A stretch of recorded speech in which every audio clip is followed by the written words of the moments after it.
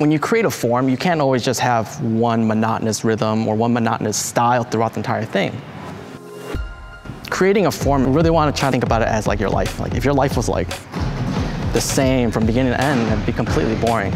You know, sometimes you need ups, you need downs, you need times where, you know, you're really slow, enjoying the moment, and there are times you have to rush to the end, you know, finish.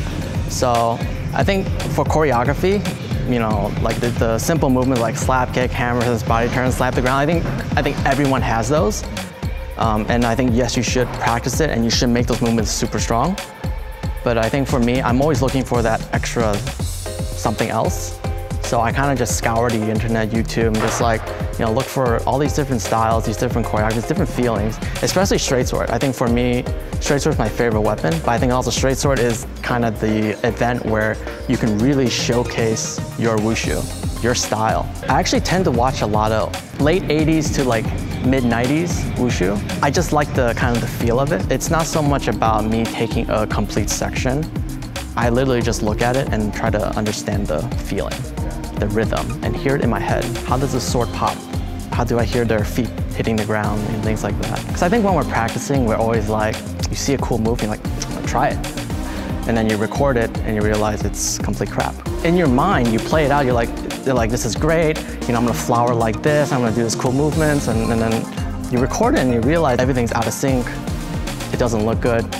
But it doesn't mean you should completely, you know, do away with it. And you have to, this is where you know, most of the work comes in, right? You start analyzing and you say like, okay, well, what if I, you know, change the rhythm this way, right?